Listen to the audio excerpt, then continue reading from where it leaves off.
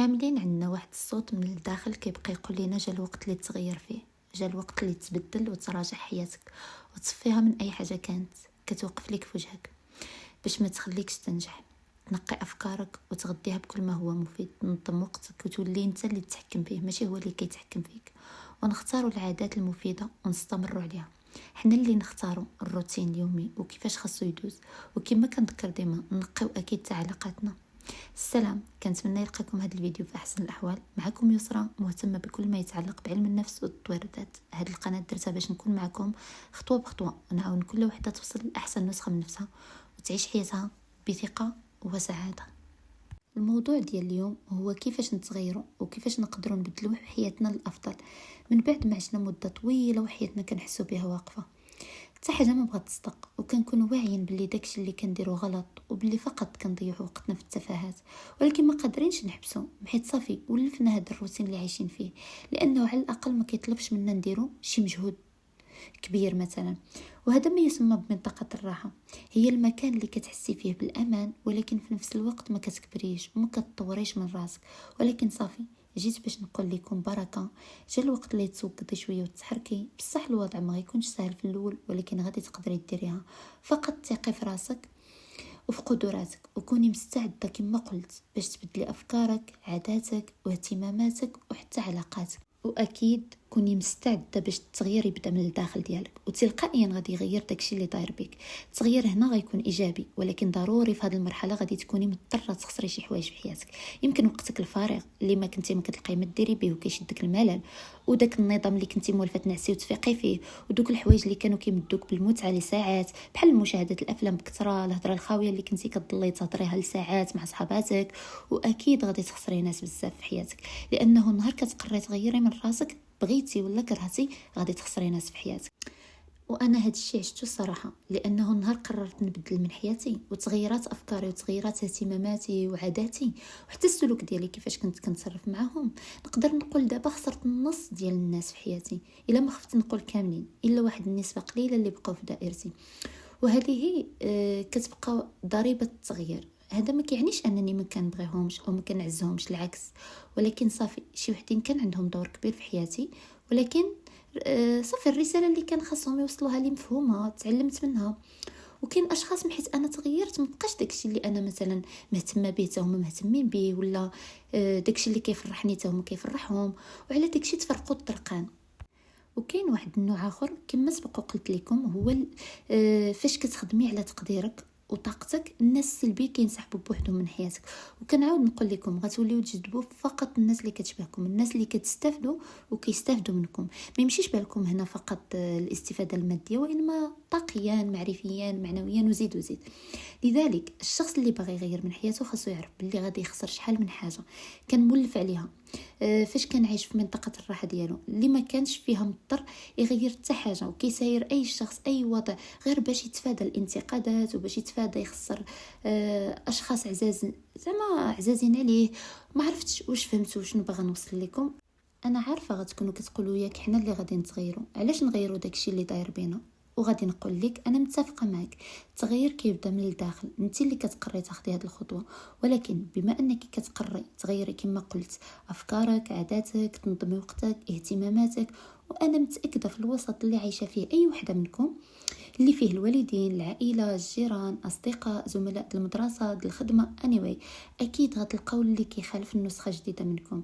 نعطيكم امثله باش تفهموا شنو باغا نقصد. مثلا عندنا شي بنت قررت تبدل حياتها للاحسن، بحيث حياتها القديمه كانت كتعيش فيها بنفس الروتين عطيها غير للتفاهه، كتبقى تشد التليفون بالسوايع والخروج والدروج، ما عارفه شنو باغا من الحياه. حياتها كتحس بها واقفه، ما باغاش تزيد لقدام، دايره بناس متشائمين بؤساء ما عندهم لا هدف في الحياه، اللي يديروا هاد النهار يعاودوه غدا، ويمكن مقابلين غير النميمه في الناس، فلان شنو دار شنو فعل، والتنمر على الناس، هذه مطلقه هذه مزوجه، مواضيع تافهه المهم بحال هادشي. وفقت هاد البنت واحد النهار مثلا شافت هاد الفيديو ديالي بالصدفه، الثقه في نفسها. اعتبرته رساله باش صافي تنوض توقد وتغير حياتها. اول شيء غديرو غتقول انا غادي نحاول ننظم وقتي، نحاول نعس ونفيق بكري، نحاول نبقى نعس مزيان على الاقل 8 السوايع باش ذاتي تستافد من داك النعاس. وغتحاول تنظم وقتها في الحوايج الاخرين، بمعنى ماشي تبقى تضيعو غير في الخوا الخاوي، الهضره في الناس ولا مع التليفون، تسكرولي في الفيديوهات لساعات، ولا فيلم يتبع فيلم، وبزاف ديال التفاهات اللي كيبقاو يديو من وقتنا بلا ما نحسو.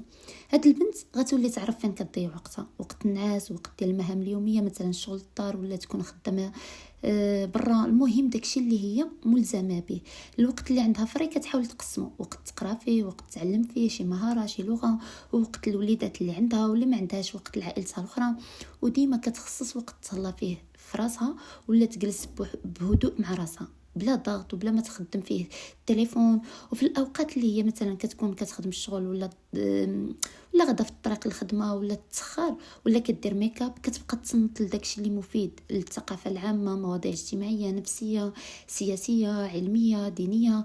وهادشي كيخليها شخص يقدر يناقش ويفهم في جميع المجالات، وكتزيد من ثقتها في نفسها. واكيد كتبقى تخصص وقت للخروج مثلا مع الاصدقاء، ماشي ديما غادا جايه. المهم وقتها كيولي عامر، داكشي اللي كيخليها كل دقيقه كتستافد من داك الوقت، بمعنى الوقت عندها كيولي عنده قيمه. فاكيد دوك الجيران ولا الصحابات ولا افراد من العائله غيشوفوك تبدلتي، ما بقيتيش كتجلسي معاهم، ما بقيتيش كتلقاي الوقت ليهم. ومحيت كتغدي دماغك بالكتوبه ولي بودكاست اللي هما مفيدين، ما غيبقاش يعجبك تجلسي لساعات غير باش تنمي في الناس مثلا. هنا اكيد دوك الناس غيتقلقوا وغيبقاو عليك تبدلتي، شوفيك وليتي. وهنا واحد الفئه غدير عزه نفسي لا تسمحوا لي، غتنسحب راسها من حياتك بلا مجهود. وفي اخرى غتبقى تسمعك الهضره في اي فرصه جاتهم باللي ما بقيتيش كما كنتي، ويعتبروا داكشي اللي كديري هو اللي مضيعه الوقت وغير ضغط. اما الا انت حاولتي مثلا تشرحي ولا تناقشيهم بشي حاجه وتحاولي تفهميهم شي حاجه، المهم اي حاجه كتمس داكشي اللي هما مولفين يعيشوا فيه او ما قادرينش ابدا يخرجوا منه، كيعتبروك باغا تخرجي من الجماعه. وهنا كنقصد مثلا شي حاجه ورثناها من ثقافات او عادات او طقوس. للاسف مازال بزاف الناس ما كيبغيوش يخدموا عقلهم في هذه الامور باعتبارها شي حاجه مقدسه. مثلا انا واقع لي واحد البلان غادي نعاودو لكم، ما عرفتش واش نتوما غتفقوا معايا. المهم انا كيعجبني نخدم عقلي في اي حاجه، وكنبغي نحلل اي حاجه، ماشي اللي جا قال لي شي حاجه بسم الله. مثلا في الولاده ديالي لبنتي في الاسبوع ديالها، انا من ديما ما كتعجبنيش الكبده طايبه في المقله ولا في الطاوه، كتعجبني مشويه سينو ما ناكلهاش. وهنا غيقولوا لي العائله لا ممنوع نفيسه تاكلها مشويه، احكا ولا المولوده زعما غتشوى بحال هكا. ما بقيتش عاقله على العباره كيفاش قالوها لي. حتى تقولوا لي في التعليقات واش عندكم بحال هاد العادات في مدينتكم، او هاد العاده في مدينتكم او المنطقه ديالكم. المهم انا رفضت انني نطبق هاد العاده حيت كتجيني ما فيها حتى حاجه منطقيه باش يتقبلها العقل. المهم فين وصلت؟ صافي راه تلفت على الموضوع. خليونا نرجعوا للمثال ديال البنت اللي قررت تغير. فهنا اكيد غادي تخسر ناس وبزاف د الحوايج كانوا كيمدوا ليها شي نهار، مثلا المتعه. اوكي لحد الان هضرنا فقط على داك الجانب اللي كتكون انت فيه في منطقه الراحه وصعيب عليك تخرج منها. هذا سبب من الاسباب اللي كيصعبوا التغيير عند بزاف الناس. وكاين جانب اخر حتى هو كيمنعك التغيير بسهوله، واللي هو تبقى تركز على الاهداف الكبيره. وباش نوضح لكم شنو بغيت نقصد غادي نعطيكم مثال. شي بنت قررت دير الرياضه كهدف، اوكي، ولكن عوض مثلا ما تبدا غير بنص ساعه يمكن في النهار او يومين في السيمانه تتكتسب هذه العاده وتولي عندها ادمان، لا هي هنا بدات كدير الرياضه مثلا لجوج سوايع في النهار او يوميا. فاكيد الا كملت السيمانه ما تقولها لحد دغيا غتعيا وغتمل وما غتقدرش تستمر، لانه حنا كبشر العقل ديالنا كيبغي الحاجه السهله والمريحه. والحل هنا غتولي بحال كتقول بعقلك باش توصلي لذاك الهدف. اي حاجه بغيتي ديريها، سواء رياضه ولا تعلمي لغه جديده ولا مهاره ولا تبداي تخدمي على شي بروجي، غتولي تبداي بخطوات صغار، تحددي وقت قصير ما يتجاوز 30 دقيقه. هنا كتحفزي دماغك اكثر باش يستمر، لان الموضوع ما كيخلعوش، وكتحسيه باللي داك الوقت قليل وعادي دغيا غيسالي. وهنا مع الوقت غتلقاي راسك كتزيدي في المده وكاع ما كتحسي، حيت فقط البدايه هي اللي كتكون صعيبه في كل شيء. خاصكم تفهموا باللي التغيير كيحتاج لعادات صغيره فقط، ولكن خاصكم تحافظوا عليهم. يعني خاصكم تحافظوا على الاستمراريه، بحيث هذاك هو سر النجاح ديال اي حاجه بغيتو ديروها. والطرق العمليه اللي غتخليك تطبقي مثلا هاد العادات هي ديما حاولي اولا تخلي العاده واضحه. مثلا الا كنتي قررتي تبقاي تشربي 2 لتر الماء في النهار، هنا الطريقه اللي غتساعدك تطبقي هذا الهدف هو انك ديما خلي قرعه الماء قدامك، هكا غتولي تشربي بلا ما تحسي. ثانيا حاولي تخلي العاده جذابه، مثلا باغا تولي تقراي الكتوبه، بداي بهذوك اللي ساهلين في الفهم، يمكن روايات، قصص ولا مواضيع اللي كيعجبوك، هكا كتحفزي اكثر وما كتبقايش تحسي بالضغط والملل في القراءه. ثالثا تخلي العاده تكون سهله، وهذه الطريقه هي اللي هضرت عليها قبل، انك تبداي ديما بخطوات ساهلين. نبقاو في مثال القراءه، هنا غتولي تقراي غير 10 صفحات مثلا في النهار، كافي وغادي يؤدي لتغير كبير مع الوقت.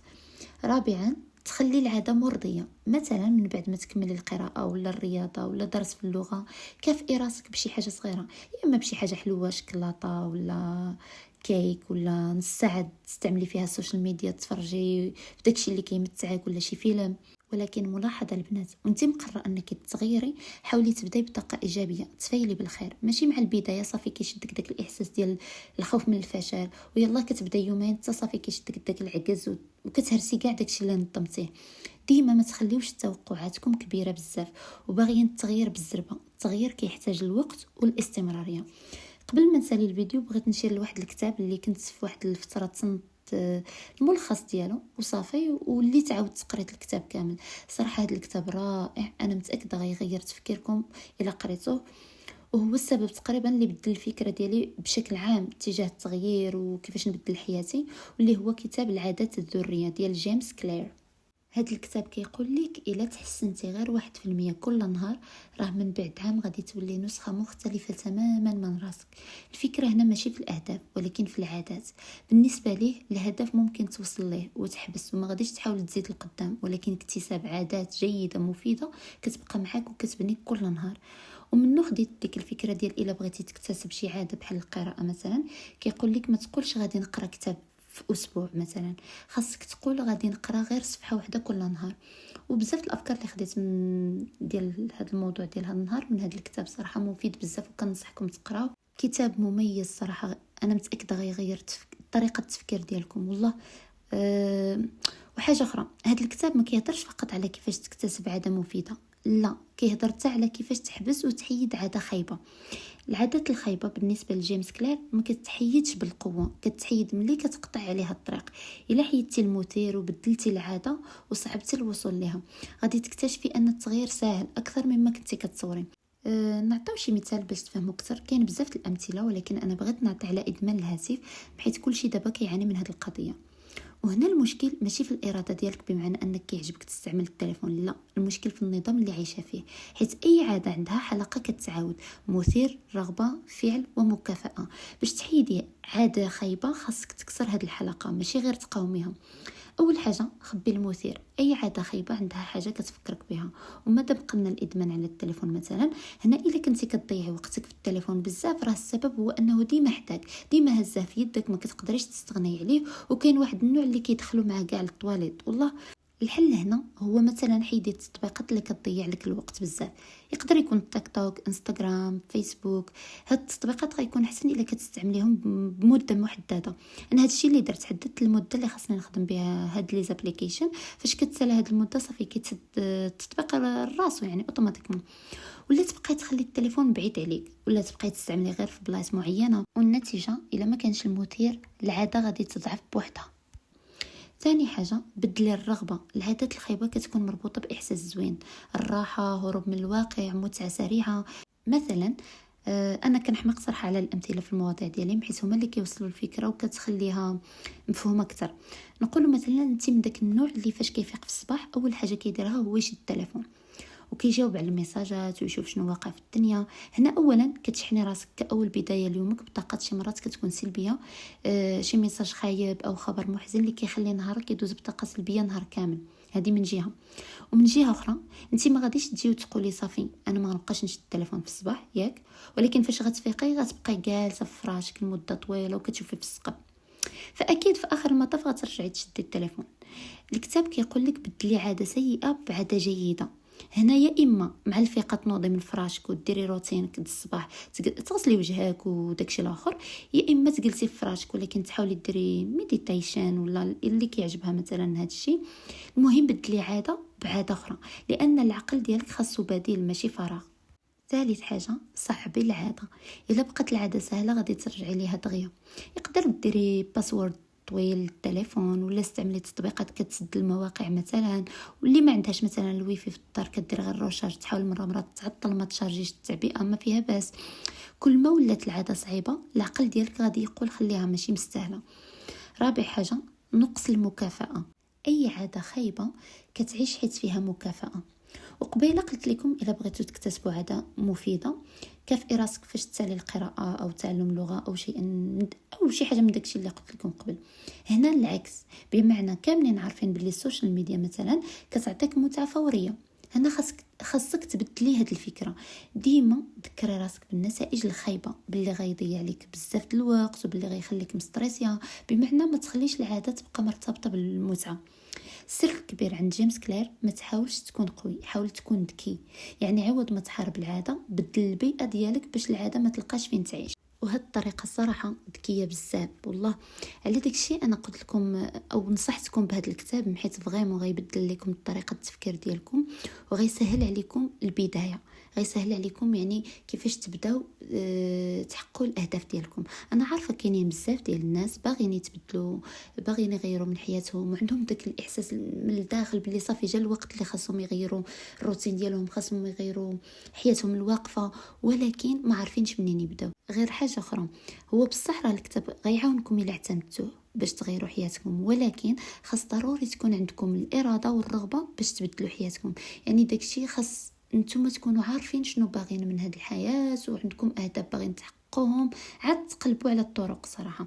المهم الميساج اللي بغى يوصل الكتاب هو ان التغيير الكبير ما كيجيش دفعه واحده، كيتبنى بعادات صغيره كديريها كل نهار بلا ما تحسي.